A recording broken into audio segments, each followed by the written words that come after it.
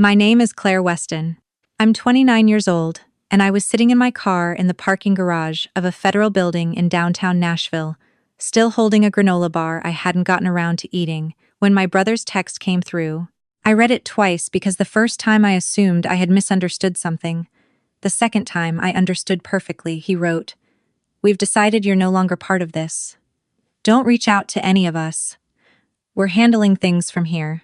Then my mother forwarded me the same message, word for word, like she wanted me to know it had been coordinated, like they'd workshopped it together and decided a copy-paste was more efficient than a conversation.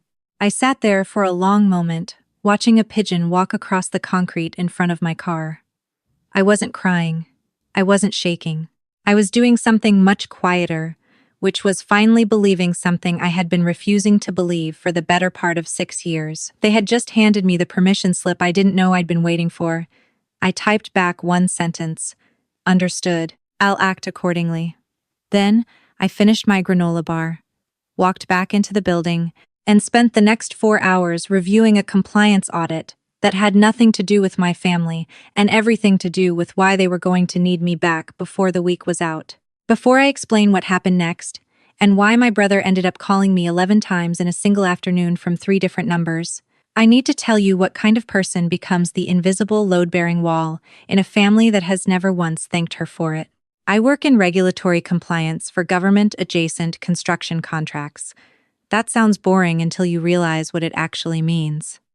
It means that when a company wants to bid on a state or federal project roadwork, facility renovation, public housing rehabilitation, someone has to make sure every license is current, every insurance certificate is valid, every subcontractor is properly documented, and every report filed on time. One expired certificate, one missing signature, one contractor who didn't complete his safety training, and the entire bid gets disqualified or the active contract gets suspended. I am the person who makes sure none of that happens. I have been doing this work since I was 23, and I am exceptionally good at it. My brother runs a mid-size renovation company that my father helped him start when he was 26. My father put in the seed money. My mother co-signed the original business line of credit. And me? I became the unofficial compliance manager, insurance coordinator, license tracker, and documentation specialist for a company I did not own and was never compensated for helping build. I told myself for years it was just family. That's what you do for family. You use what you know to help the people you love. And eventually, it balances out. It did not balance out. The first time I noticed the ledger was off, I was 24.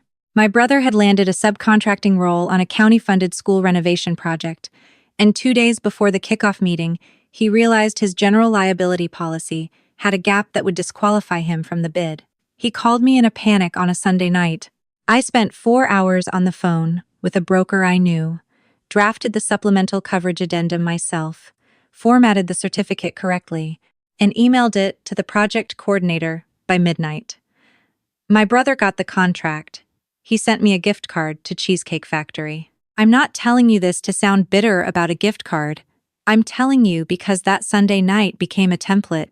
Every time there was a problem that required my particular set of skills, I got a call. License expiring, call Claire. Subcontractor missing a training certification, call Claire. OSHA documentation needs reformatting before an inspection, call Claire. Bid submission has a compliance section no one understands, call Claire. And every time I helped, the expectation grew, and the acknowledgement shrank, until there was no acknowledgement at all. Just expectation. Just the assumption that I would always pick up. What I didn't know, because they were careful to keep it from me, was how deep the dependency had gone. My brother had been listing me as his compliance officer on bids for the past 2 years, not informally. Formally, my name, my credentials, my professional license number on bid documents I had never reviewed and contracts I had never seen. He had been borrowing my reputation the same way someone else might borrow a car, except without asking, and without checking whether I was insured to drive his version of the road. I found out about this 6 days after he told me not to contact them again. But I'm getting ahead of myself. Let me tell you about the day everything started. My brother had been pursuing a significant contract with a regional public transit authority facility maintenance and structural upgrades across 4 stations. It was the largest bid his company had ever submitted, the kind of contract that would have stabilized his business for 2 years and let him hire a real team instead of the rotating patchwork of subcontractors he'd been managing on optimism and my free labor. He had been building toward this bid for 8 months. And for 8 months, every time a compliance question came up, he called me. The problem that started the argument was not actually about the contract. It was about me having a life. I had been offered a full-time position with a firm in Atlanta. Real salary, real title, actual authority over the work I had been doing informally for years. I told my family about it at dinner. My mother immediately started talking about how it would affect the business. My father said something vague about timing. My brother said, and I remember this sentence exactly because I wrote it down that same night, "You can't just leave when we're in the middle of something this big." That's not how family works. I told him I had given him 6 years of unpaid expertise, and I needed to make a decision about my own career. He told me I was being selfish. My mother cried. My father said nothing, which was its own kind of answer. By the end of the evening, I had been called ungrateful, short-sighted, and cold, all because I was considering a job offer in another city. I didn't accept the Atlanta position that night. I asked for more time. I told myself I just needed to get through the transit authority bid with him, and then I'd make the decision from a clear head. 3 weeks later, during a routine review of a supplemental document package, I flagged a problem. One of his key subcontractors had let a specialty trade license lapse 4 months earlier. On the original bid, I had not reviewed that particular subcontractor because my brother told me the crew was fully sorted, but on the supplemental submission, his name was listed under a scope of work that specifically required that license. It wasn't a minor clerical issue. If the Transit Authority's compliance review caught it, the bid would be disqualified outright and potentially flagged for misrepresentation. I brought it to my brother calmly. I told him exactly what needed to happen and approximately how long it would take to correct. He didn't thank me. He said I should have caught it earlier. I told him I wasn't aware I had been assigned responsibility for a subcontractor he told me was handled. He said I wasn't listening, and that I never listen, and that this was exactly the kind of thing he needed me to be on top of. The conversation deteriorated from there. By the end of it, he had said things that a person can't entirely take back. And I had gone quiet in the particular way that people mistake for acceptance, when it is actually the opposite. 2 days after that fight, the text came, "We've decided you're no longer part of this. Don't reach out." So I acted accordingly. The next morning, I drafted a short email to the compliance coordinator at the Transit Authority, a woman I had spoken with twice before on my brother's behalf. I informed her that I was no longer serving in any advisory or documentation capacity for the company, effective immediately. I copied the subcontractor registry I had maintained and sent my brother a formal note stating that all compliance materials previously prepared by me were now his responsibility to verify, update, and maintain. I also contacted the broker, who had been handling his insurance portfolio, and let her know that any future certificate requests or coverage questions should be directed to the company directly, as I was no longer an authorized contact. I did not call anyone to tell them what I had done. I did not wait for a reaction. I went to work, attended a meeting about a completely unrelated federal facilities project, and had lunch by myself at a Thai place near my office. The first call came at 2:17 inches the afternoon.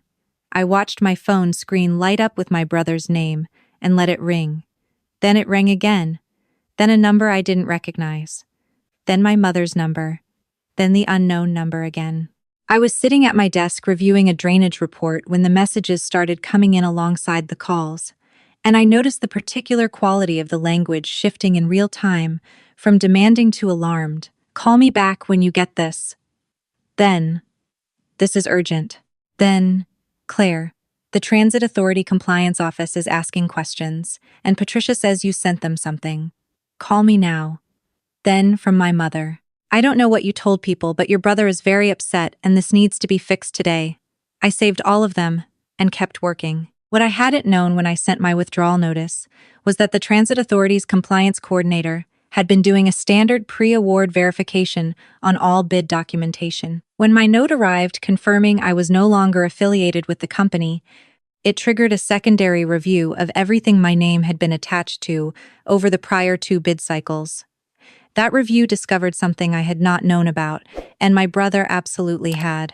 For 22 months, my professional license number had appeared on bid submissions as the designated compliance officer for his company, not as a consultant, not as an external advisor, as an officer, which meant, legally, that I had represented to government entities, that I held ongoing responsibility for the regulatory standing of a business I had no formal agreement with, no compensation from, and after 2 days ago, no relationship to at all. It also meant that when the lapsed subcontractor license had been included in a bid document under a compliance officer designation that carried my name, the misrepresentation wasn't just my brother's problem. It had my credentials attached to it. When I found this out, I went very still at my desk. Not with anger, though anger would have been appropriate. With a specific clarity that comes when someone shows you, in documented form, exactly how much they had been willing to risk your professional life to protect their convenience. I called a colleague I trusted and asked her to take a look at the documentation chain with me. She's a licensed contracts attorney who has consulted on several compliance cases I've worked on over the years. When I walked her through the full picture, the bid documents, the license number usage, the lack of any formal engagement agreement, the withdrawal notification I had sent, she looked at me with the expression people wear when they are trying to stay professionally neutral while personally horrified. She said I needed to send a formal clarification letter to the Transit Authority immediately. Not a defensive letter. A factual one. A document that established, with precision and timestamps, the nature and scope of my actual involvement versus what had been represented on official bid documentation without my knowledge or consent. I spent that evening writing the cleanest, most accurate letter I have ever drafted. No dramatics, no accusations, just a clear, time-stamped account of what I had done, when I had done it, in what informal capacity, with no formal engagement, no compensation, and no awareness that my credentials were being used as a permanent fixture on official government submissions. I attached every email I had, every text exchange, every piece of documentation that showed the boundary between what I had voluntarily assisted with and what had been attributed to me without my consent. I sent the letter at 9:41 that night. Then I called my brother. He answered on the first ring, which told me the calls had not been performative. He launched immediately into language about urgency and damage, and whether I understood what I had done. I waited until he finished. Then I said, I didn't do anything. I found out what you did, and I documented the difference. There was a silence that had a different texture than the silences earlier in the week. This one had fear in it. He said he needed me to fix this. I told him I had fixed the part that involved my name and my license, and that the rest was his to fix. He told me I was destroying his business. I told him I was protecting my career from a business that had been using my name on government documents without my knowledge for nearly 2 years, and that those were not the same thing. He told me I was being vindictive. And there it was the same word that families always reach for when the person they've been extracting from finally stops absorbing the impact. Not I'm sorry, I put you in this position without telling you. Not I understand why you're upset. Vindictive. As though my existence as a problem was the actual problem and not the choices that had created it. I told him I was documenting our conversation. He hung up. My mother called 20 minutes later, and I let her go to voicemail. She left one that was 4 minutes long and managed to cover my ingratitude, my brother's blood pressure, the transit contract's importance to the family, and a reference to everything they had sacrificed, all without once acknowledging that my professional license had been used without my consent on government submissions for almost 2 years. The sacrifice framing was particularly interesting, given that I had spent 6 years providing free compliance expertise while working a full-time job, and my brother had spent those same years billing clients for a company that would have been disqualified from most of its bids without my invisible involvement. Then she said the sentence that removed the last of my hesitation about what came next. She said, "After everything we've done for you, you owe us this one thing. Owed. Not asked. Not hoped. Owed." As though my professional credentials were a family asset they had always had access to, and I was now selfishly withholding. I sat with that word for a long time. Because the strange thing about being the person who absorbs everything in a family is that you get so practiced at absorbing that you stop registering individual moments clearly. They blur into a background noise of obligation. But when someone finally hands you a word that precise owed it, cuts through every rationalization you've ever made on their behalf. It stops being noise and becomes a sentence that indicts everything that came before it. I want to tell you about the moment I understood the full shape of what had been happening. I had been the first person in my family to go to college on a full academic scholarship. My parents had framed this, throughout my entire childhood, as proof that I was the stable one, the capable one, the one who would land on her feet no matter what. They said this with pride, but what it actually meant in practice was that my stability became a resource they felt entitled to draw from. When my brother struggled in his first 2 years of business, it was assumed I would help because I could. When my father had a gap between consulting projects, it was assumed I would cover him for a few months because I had savings. When my mother needed someone to navigate the insurance paperwork after her surgery, it was assumed I would take the time because I understood these things. No one ever asked whether I had time. No one asked whether I had my own pressures. The assumption was structural. I was the load-bearing wall. And load-bearing walls don't get to say they're tired. The thing that changed that week wasn't the text message. The text message was just the moment they said aloud what had always been the operating logic. What changed was that I finally stopped pretending the load was evenly distributed. The Transit Authority completed their compliance review 10 days after I sent my clarification letter. The bid was not disqualified, but it was placed under additional scrutiny pending resolution of the documentation concerns I had flagged. My brother was required to resubmit with corrected officer designations, a formal explanation of the credential usage, and updated subcontractor certification across the entire bid package. He had to hire an actual compliance consultant to help him do it, at a rate I later learned was about 4 times what he would have paid me annually if he had ever offered to pay me at all. He did not get the transit contract. The award went to another company. Whether that was due to the compliance scrutiny or simply a competitive decision, I don't know. But I know that he blamed me for it, and I know that blame was the clearest possible proof that he had never actually understood what I had been giving him, only what it cost him when it was gone. My mother stopped calling after the second week. My father sent me a single text message that said, "I hope you're satisfied." I didn't respond because satisfaction wasn't the right word for what I felt, and I wasn't going to let him name my experience incorrectly in the same way they had been naming my role incorrectly for years. My sister-in-law, someone I had always liked more than the situation probably warranted, sent me a message that was the only one in that entire period that surprised me. She said she had always thought what I did for the company deserved real recognition and that she was sorry it had gone this way, and that she hoped I was okay. I thanked her genuinely and told her I was. 3 weeks into the silence, I met with a therapist for the first time in 5 years. I didn't go because I was falling apart. I went because I noticed I wasn't, and I wanted to understand why that scared me a little. She asked me something in the first session that I've thought about almost every day since. She said, "When did you first understand that your usefulness was conditional on their comfort, and their belonging was conditional on your compliance?" I sat with that question for a long time.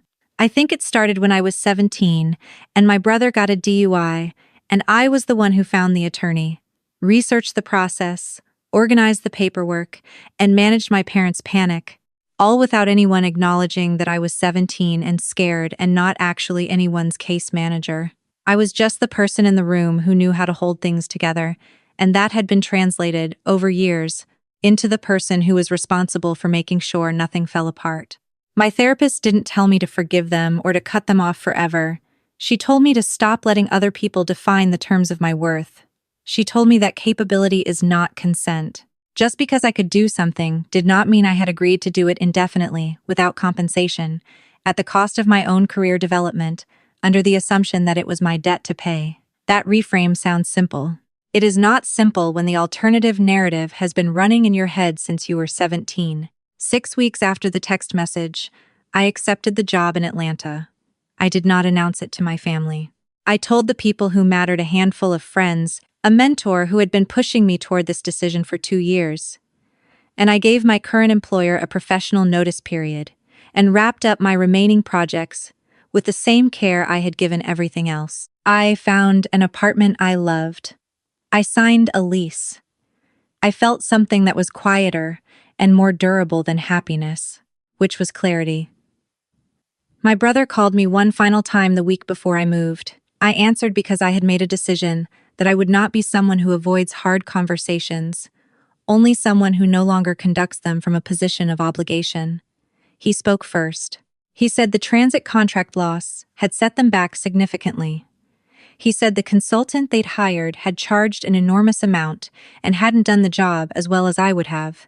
He said things had been stressful, and that the text message had been sent in a moment of frustration and wasn't meant the way it sounded. I listened to all of it. Then I told him something that I had spent several weeks making sure I believed before I said it out loud. I told him that I had cared about the work I did for his company. I had been good at it, and I had done it willingly, for a long time, because I wanted to see him succeed. But caring about someone's success is not the same thing as consenting to have your professional credentials used without your knowledge on government filings. And the difference between those two things is not a technicality. It is the actual center of what happened. He said he hadn't thought of it that way. I said I know. That's the part that took the longest to understand. He asked if I was moving to Atlanta.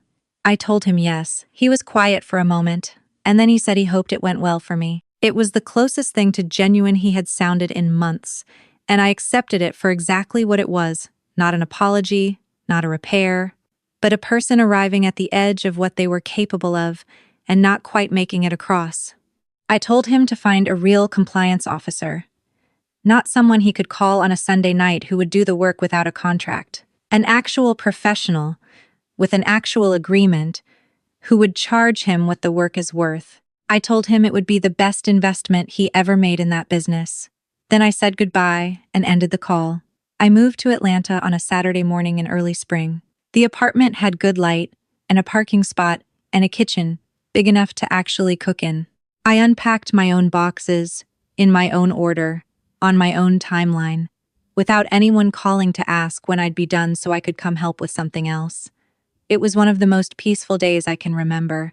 What followed over the next few months was not a dramatic unraveling of my family the way these stories sometimes go. It was something quieter, and in some ways more honest. My brother's business stabilized after he brought on a real compliance manager, someone he actually paid, with an actual title, who set actual boundaries. My parents adjusted to a version of their lives where I was present occasionally, but not available unconditionally. My mother and I have had 2 phone calls since I moved. They were short and careful, and not what either of us probably wanted, but they were real in a way our conversations hadn't been in years. The Atlanta job is everything I'd hoped it would be. I have authority over my own work. I have colleagues who take compliance seriously because their names are actually on the line. I have a salary that reflects what the work is genuinely worth. And I have something I couldn't have named before all of this happened, which is the knowledge that my competence belongs to me. It is not a family asset. It is not a resource available to people who have decided they no longer need me right up until the moment they do. It is mine, and I decide how and where and for whom it gets used. I want to say something to anyone watching this who recognizes this dynamic, not the specific details, not the construction contracts, or the government bids or the professional credentials. The underlying architecture, the person in your family who is good at things, who steps in, who holds it together, who gets called capable as a way of being assigned responsibility without consent. The person who is told, in 100 different ways, that their usefulness is the price of their belonging. If that's you, I want you to hear something that took me 6 years and one very blunt text message to understand. Capability is not obligation. The fact that you can do something your family needs does not mean you owe them the doing of it. Love that is contingent on what you can provide is not love. It is a contract that only one party ever agreed to, and you are allowed to renegotiate the terms. You are allowed to walk away from the table entirely. The deepest thing I learned in all of this is not that my family was unusually cruel. It is that systems of quiet extraction are almost never dramatic. They don't look like abuse from the outside. They look like family helping family. They look like someone who's good with paperwork helping someone who isn't. They look like the capable daughter doing what the capable daughter does. And they keep looking that way until the capable daughter does something unforgivable, which is stop. When you stop being useful to people who only valued your usefulness, they will tell you that you have changed. They will say you've become cold, or bitter, or vindictive. What they mean is that you have become unavailable. And unavailability, to someone who built their plans on your unlimited access, feels like an attack. It isn't. It's just the truth of who you always were, finally allowed to exist without being reorganized around someone else's emergencies. I bought myself a nice coffee maker with my first Atlanta paycheck, the kind I'd been putting off buying for 2 years because I was always routing my discretionary money somewhere else. I make coffee every morning in a kitchen that is entirely mine, in a city that has nothing to do with being needed, and everything to do with who I actually am, when no one is calling my name to come fix something. That is not revenge. That is just what happens when you finally stop volunteering as someone else's safety net and start living inside your own life. So let me ask you honestly, if the people you'd been holding up for years suddenly told you to disappear, then panicked the moment they felt the weight of everything they'd been resting on you, would you have gone back? Or would you have let them figure out, for the first time, what it actually costs to build something without borrowing someone else's name to hold it together? Drop your answer below. And if this story landed somewhere real for you, share it with the person in your life who needs to hear it.